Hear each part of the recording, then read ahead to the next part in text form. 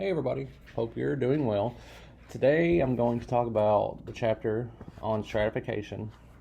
Now, you might be thinking, what in the world is stratification? Honestly, it's just a long, fancy word for something really simple.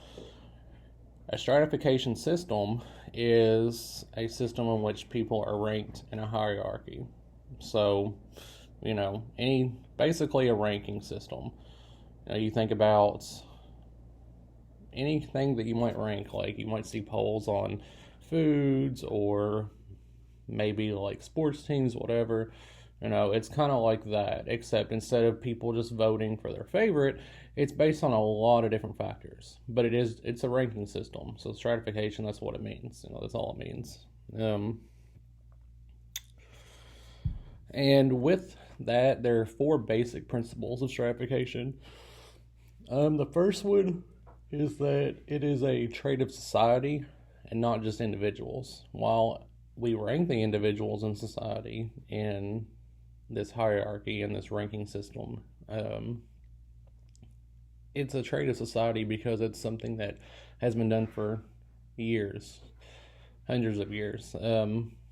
And it comes down to a lot of different factors, which I'll get to here in just a second. But it's not just individuals. It's the trait of society, and it's been something that has been continued to be done over time.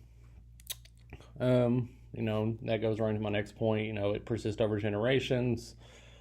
But as far as the mobility and maybe the changes that each generation, there's a potential for that to happen, for there to be some mobility, for there to be some changes. Whether that actually happens or not, that's a different story. But also, it's universal but variable. I'll mention here shortly in this the few other stratification systems there are, because there are different ones. So basically every society has one, but it varies. It differs based on the society. And it's not just inequality, but beliefs. Like I said, somebody at some point decided that a ranking system needed to be done, or, unintentionally maybe. But then once it started, once we started having it, using it, utilizing it, there are people with certain beliefs that continue to keep it going. So beliefs are something that play a big part in it. But when it comes to, as far as somebody's ranking in this hierarchy, you've got different factors, a lot of different factors. Your birth status, your family background. Excuse me. I swear, when I talk for more than a few consecutive minutes, I always yawn, which I'm sure you've noticed already. But anyways, birth status, family status, the age of somebody plays a big part. Somebody's personality, physical appearance, which isn't shocking because America is pretty vain as a general rule. Race and ethnic group. So there's a lot of different things that play into this. It's kind of funny because, in a way, you wouldn't just assume that something may be like personality or like the way somebody looks would play that big of a factor, but it does. And it also just depends on the specific person as well. So there's a lot of different factors. You can see that whole list on slide 13 on the PowerPoint. So when we're ranking people, when we just talk about stratification in general, there are a few types of capital. There's cultural capital and social capital. Basically, cultural capital is what you know, and social capital is who you know. So the cultural capital would be like access to like certain information, like I said, what you know. So an example would be table etiquette. Obviously, each person either has a certain level of table etiquette or not. But think about if you were to go to a really fancy, expensive restaurant. There's going to be multiple plates, multiple cups, multiple forks, spoons, whatever. You might be thinking, how in the hell am I going to, what do I do? Like, what do I use for what? So some people would have no clue. A lot of people would have no clue, but there are some people that would. That's an example of cultural capital. Also, knowing how to dress for formal occasions is another example. So there's a lot of examples. But then you have social capital, and that's who you know. So basically, like the networks or connections that you have that might be able to help you out or aid you in whatever it might be. So, for instance, if you were to, let's say, like you're a big golf fan and you want to go to this really nice, exclusive country club, well, unless you have the social capital, you ain't getting in. It's not going to happen.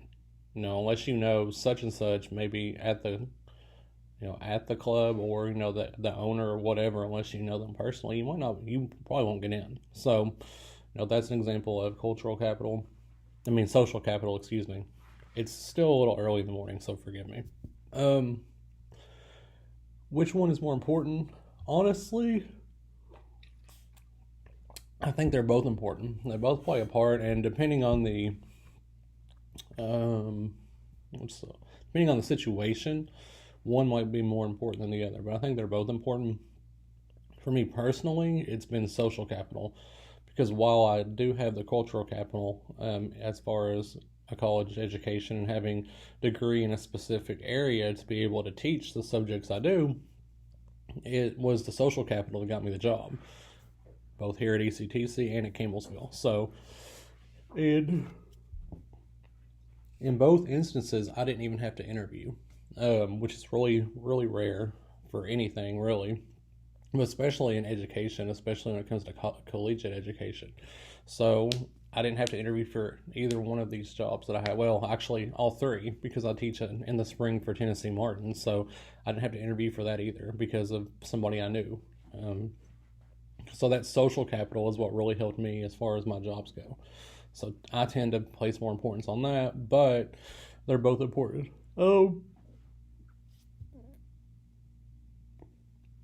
In the stratification system, there are two types specifically, as far as whether you're allowed to earn your position or it's given to you. There's ascribed and achieved. A ascribed stratification system, that is when you have your position in the system given to you based on your birth. So like in some societies, based on what level of the system you're born at, you're stuck there for life. For some people, if you're born into a wealthy family, obviously that has a big impact. I apologize. I really do apologize. I don't know what's the deal today. But, so some systems, it's based on your birth. And it's not necessarily just, it's not just family background or like what level you're born at, but also your sex or your race and ethnicity can play a part in that too. Then you have achieved, and that's where you're allowed to earn your place. So like in America, in this country, we are achieved because, you guys are able to go to college, able to try to pursue the career you want instead of being told what to do. In some countries, depending on what level you're born at, you are only given X amount of choices for a job. You are very limited, whereas in this country, we're not. You have a lot of freedom, so we're definitely an achieved stratification system. Social mobility, that is movement in the hierarchy. Sometimes people move, up in the hierarchy, sometimes they move down, or sometimes they don't move at all. But we talk about mobility, there are two important terms I want to mention for you. There's intergenerational and intragenerational mobility. Intergenerational is the movement in the hierarchy from comparing you to past from one generation to another in a family. So like, let's say like after you go to college and you get a career and you're in that for 10 years, you might look back and say, okay, how much intergenerational mobility there was comparing you to where your parents are in the system, or you to where your grandparents were in the system. So intergenerational is comparing one generation to the next. Whereas intergenerational, that's looking at yourself. You're not comparing yourself to anybody else. You're just looking at your movement, or maybe lack thereof, in the system, in the hierarchy throughout your life. So you might start towards the very bottom, but then you go to the top. Maybe you go back down the middle. You basically looking at your own movement, not comparing it to anybody else's. There's a term I want to mention, and I really like this term. It's called conspicuous consumption. And with this term, No, it sounds really fancy, but basically, it's basically seeking attention, or if you look at the technical definition, it's lavish spending done to compete for a status. But basically, it means trying to bring attention to oneself. Um, and there are all kinds of examples of this, and not just when competing for a status, but just life in general. I mean, some people buy certain brands of cars because they're more expensive, or because they might um, have a more. Yeah, sometimes I just lose my complete train of thought, guys. Um, but sometimes people buy cars because certain cars because not just because they're more expensive, but also because the brand might be better, or this car is rated better, or this will make me look like I'm better, whatever the reason might be. So you've got this uh, idea of just trying to make yourself look better. It's why some people will not buy a pair of jeans at Walmart. They'll buy it from a certain particular brand like Abercrombie or Hollister or American Eagle, whatever it might be. It's why some people, and this one is really silly, but it's something that I've seen people do. That's why some people, when they go to a restaurant, they'll get steak instead of chicken. The chicken is cheap. It's, for some people, they would look at it as being commoners' food, and steak is considered higher class. It's more expensive.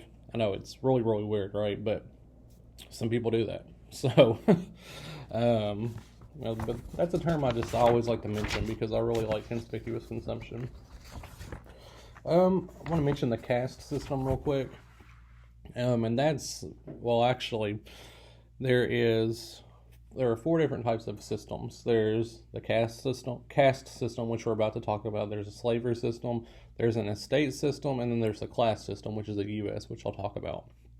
But in the caste system, it's social inequality is based on your birth, so it's a very closed system, and your status is determined permanently. Like, there's no movement or anything.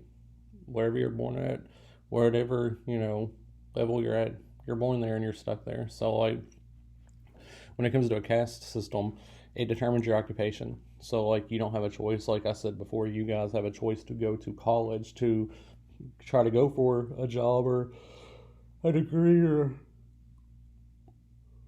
occupation that you might enjoy, that you might find out you don't like it, but then you can go back and maybe try to do something else. So, like, you have choice. And a scribe system, or caste system, which is upscribed, excuse me. A caste system, it is you just don't have the choice. So, like, if you didn't want to be working any kind of like construction or something, if you're born in a certain level and that, you're stuck there. So it also mandates endogamy. So, like, what that means is whenever you marry somebody or you date somebody within your social group. So you date somebody within your level, nobody above it, nobody below it.